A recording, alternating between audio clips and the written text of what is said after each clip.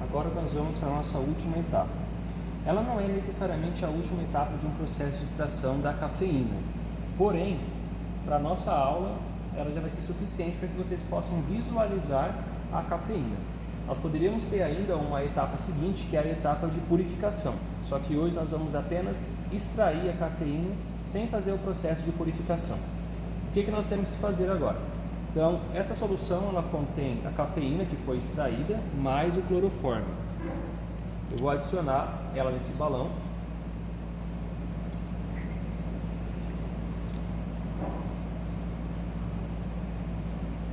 E para agilizar o nosso processo de evaporação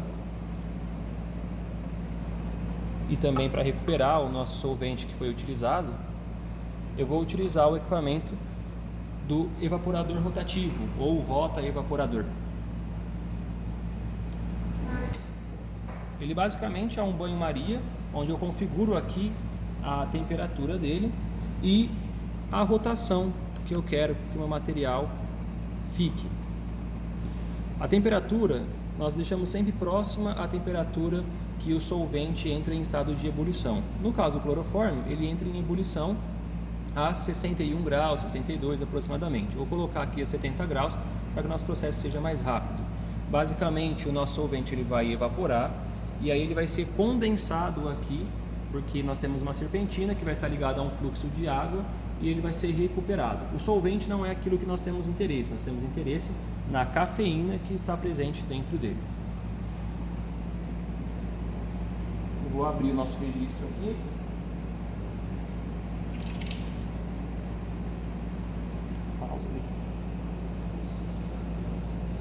Pronto, liguei aqui o nosso condensador, então nós temos um fluxo de água, garantindo o resfriamento do nosso recipiente. E eu vou agora baixar o nosso sistema para ele entrar em contato com a nossa solução de banho-maria e assim fazer a evaporação.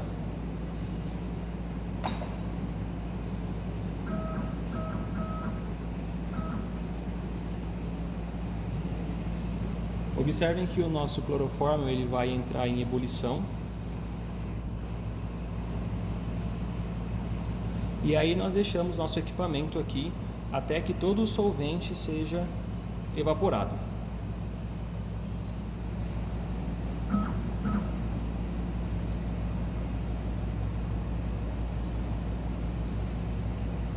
Assim que terminar o processo de evaporação, eu retorno com o resultado final.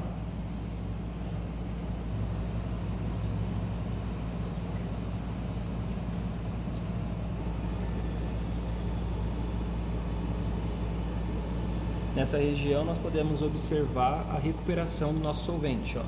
Aqui, não sei se a câmera vai pegar, mas ele tem o nosso clorofórmio purinho.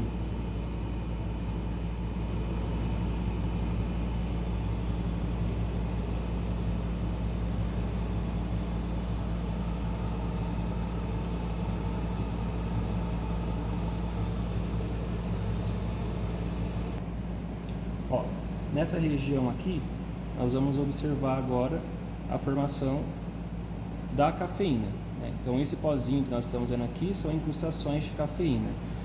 Nossa, professor, o rendimento é baixo. Sim, é bem baixinho, nós utilizamos apenas 10 gramas de café. Quanto mais tempo a gente aguarda ali no primeiro processo de extração, né, fervendo, maior vai ser o rendimento do nosso processo, mas já deu para observar a formação.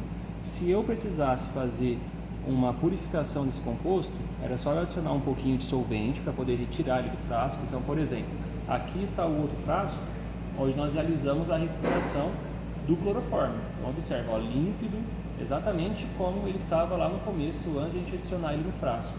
Então, eu poderia adicionar um pouquinho de clorofórmio aqui dentro, né, para fazer a dissolução do nosso material e, por fim, fazer um processo de recristalização, um processo de sublimação, onde a gente conseguiria purificar a cafeína. Dentro da química, nós temos que lembrar que tem alguns compostos que são muito concentrados. Então, por exemplo, aqui tem aproximadamente, vamos dizer assim, umas 100 miligramas de cafeína aproximadamente. Já é uma quantidade alta, pensando que nós extraímos ele de um material vegetal, né? O processo que é utilizado para distribuir as cafeínas farmacológicas não é por meio de extração. Tá? A cafeína ela é feita por uma rota sintética, porém hoje estava mostrando a possibilidade de fazer a extração. Então vamos pensar que não fosse a aula de química orgânica, se fosse uma aula de química quantitativa, eu poderia, por meio de quantificação, eu pesar, no caso, o material que ficou aqui dentro e saber qual é a proporção estimada que tem de cafeína no nosso café. A gente poderia pegar várias marcas de café e observar, por exemplo, essa quantidade, se teria alteração ou não. Então aqui nós finalizamos a extração da cafeína.